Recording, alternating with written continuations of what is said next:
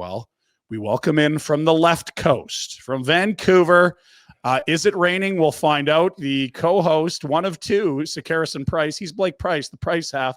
Great to check in, buddy. How we doing? You're looking very Vancouver. You hiking? Have you done the grouse grind yet today? Listen. Our studio is very cold. Let's not paint this anything differently than it is. I bundle up. In July, I wear this fleece in the studio, so it has nothing to do with the weather. And it might be raining, but we just had 3 days of sun. So again, let's not get nitpicky. Yes. Come on. Well, welcome. How have you been? How is the Vancouver offseason? It's never boring out there. I mean, there's always, we call him Aquavalve. The owner's a very entertaining fellow, handsy.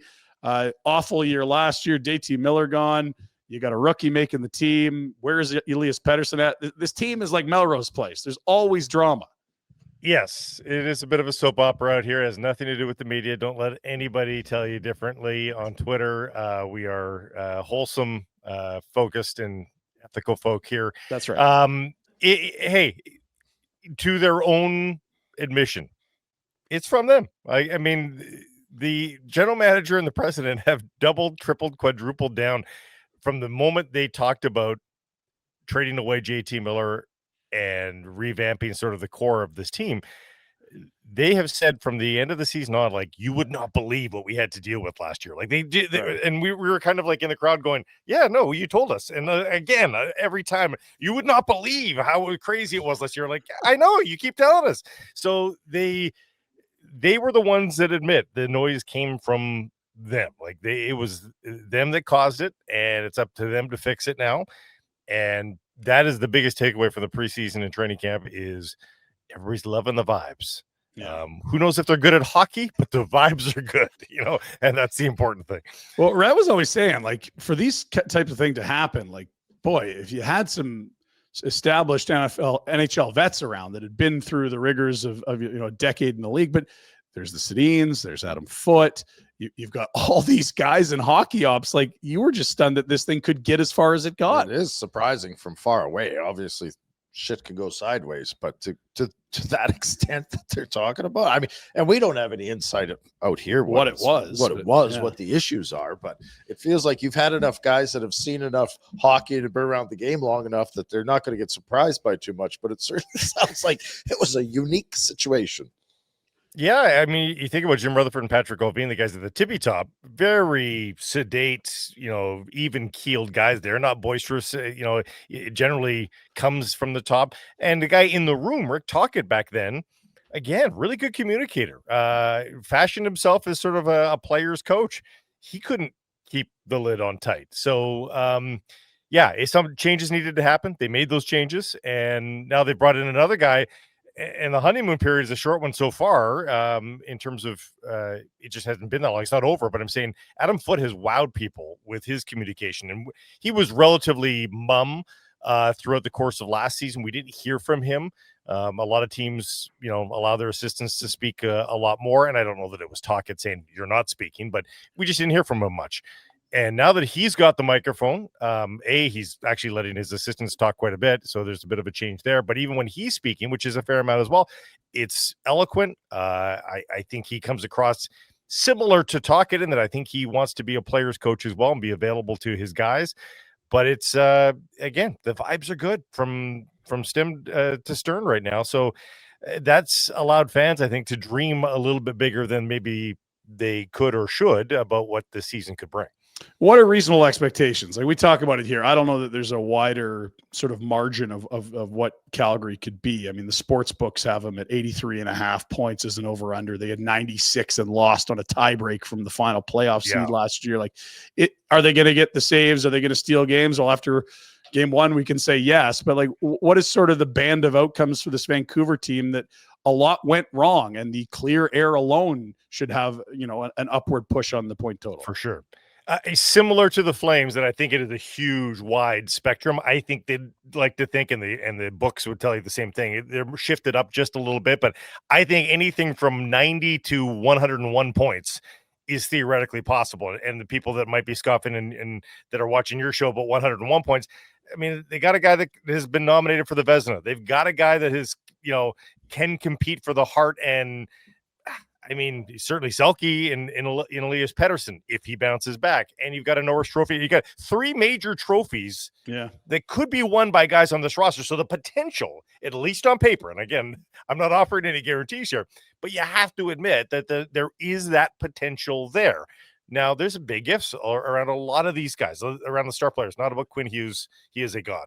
But everybody else has got major question marks. And so until those are answered, it's really difficult to pin down. You know, people just want to add points to 90 from last year, but 10 different skaters in the lineup from last year's opening night to this year's opening night. So it's not really scientific to just say, well, they were 90 and they were a shit show last year, so they're going to be 96 points at least. You can't really do that. Rhett knows that as well. You can have the exact same lineup and you're going to get different points from year to year. So we'll see. You know, I'm supposed to be making my prediction on our show today, and I'm still wavering here as to what I'm going to say. The Hughes brothers seem to get along, and they're not afraid to mention that. This is a 2-year out issue.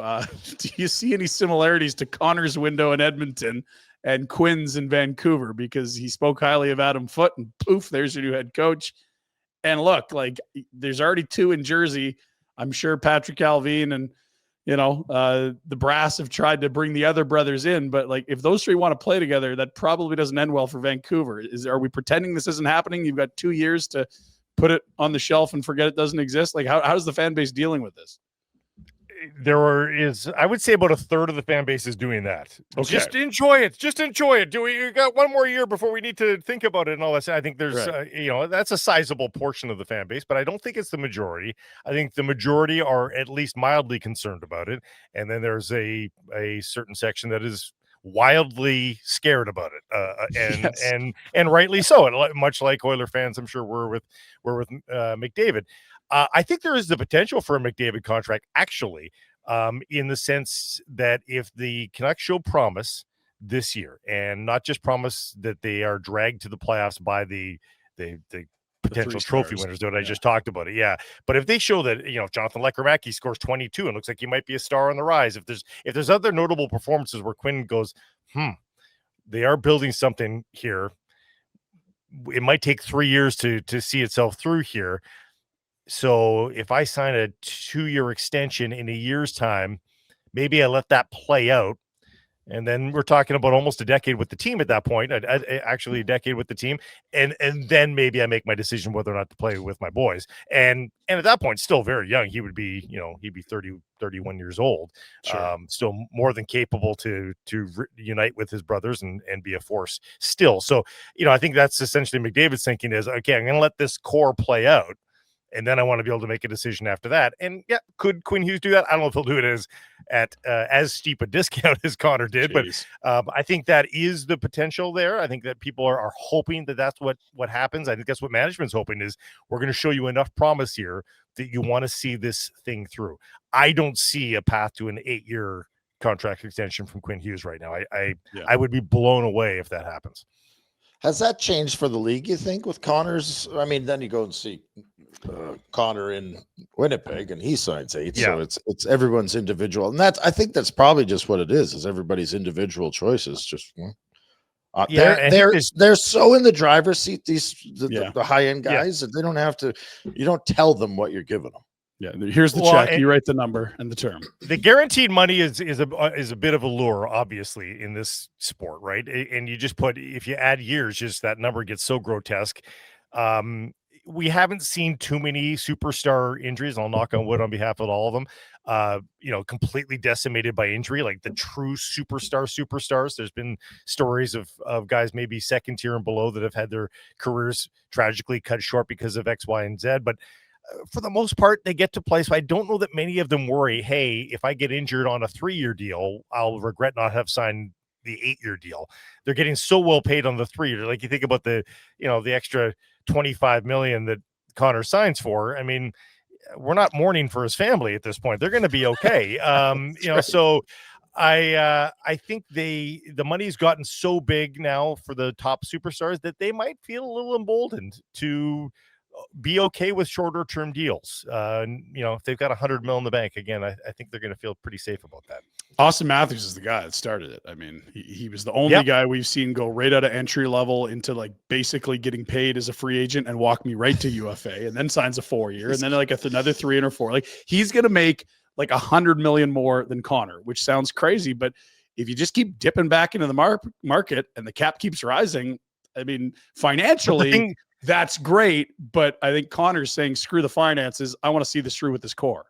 The force going against that is, maybe this isn't the perfect example because I don't think he reaches superstardom, but a guy like Mason McTavish, who I think is going to be a really nice player. Yeah. Does he do himself a disservice signing a long-term deal coming out of his ELC? Like the guys signing long-term 8-year deals. Now it won't be 8 going forward. It'll be 7, but a 7-year deal, even after three full years of an ELC, you're a decade with the team.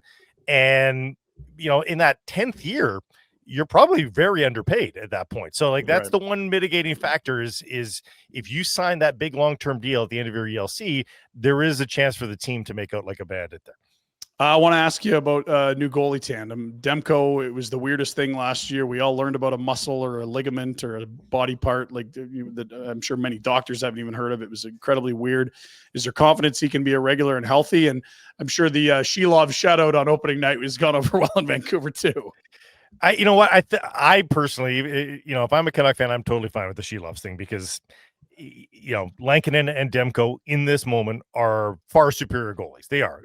As to what Shilovs will become, who knows? But you're not going to be able to hold on to everybody all the time. That's just the brass tacks of the National Hockey League. So they're okay with that. As for Demko, the popliteus is the piece of the knee that you're thinking of. Huh?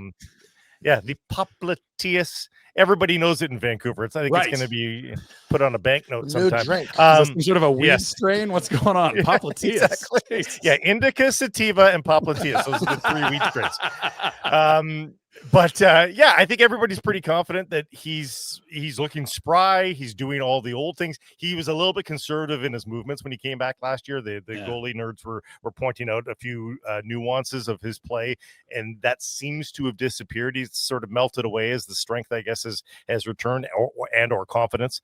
I think people are pretty confident. Like, I don't think there's any sense that he's reaching 50 starts this year, though. Okay. I think he'll be in the 40s or 30s, and Kevin Lankinen going to get a boatload of starts as well. I think game 1, barring the unforeseen, is game 1 of the playoffs is Thatcher Demko should they get there. But I think they want to manage, and that's the other thing Rhett was talking about. Trends and contracts. We were just debating yesterday, like who's going to be the first team that really truly manages time. And starts for not only goalies, but for position players as well. Load we're talking about management. Management. Yeah. I know you Rhett, think about it. 84 games next year. I know. Like you tell me like you want your 36, like there's 36-year-old defensemen everywhere. Goalies, 36-year-old. You tell me those guys want to play 84 regular season games plus play? Like, not a chance. Yeah. So it's going to be interesting to watch. Somebody's got to take the leap. And I don't think it's for the superstars. Let me be clear. I think Quinn Hughes plays as many games as he can. But a guy like a Tyler Myers, like a 4D who's in his mid-30s, like, do you need to play him every single night? Back-to-backs? So. Yeah. Even without an injury. Yeah. Flames are on the back-to-back. They're in Vancouver tonight, which is the reason we got you on. We appreciate you coming on.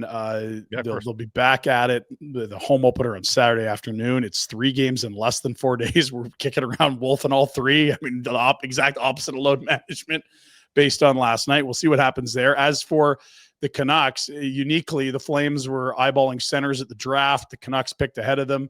Braden Coots has been quite a story. The Flames end up getting Cole Reshny, who's at North Dakota. But WHL centers that people are very high on. What's the story on Coots, and does he play tonight? People have been comparing those two a lot. Talking to Jeff Merrick and Frank Corrado, and they have made those Reshny Coots comparison. So I think both teams could have done really well there. Coots is here by necessity right now because not only are they slim at center at the best of times, Teddy Bluger is unavailable for the next 3 to 4 games. So Coots is in. I don't know that he plays the customary 8 to 9 minutes that 18-year-olds generally play. I think he's playing fairly significant minutes, 12 to 14 minutes tonight, probably. And he might even see some special team situations if they're that desperate. So it's going to be very interesting. I think they get a bit of a break that they get the Flames coming out of Edmonton. The long drive to the airport. I mean, I don't know how much sleep they got or the quality of sleep that the Flames got last night. So it's a bit of a boost for the Canucks in that regard. We'll see. We'll see. Again, how much do the fumes and the good vibes roll into an opener? We're going to find that out. But everybody's feeling pretty good.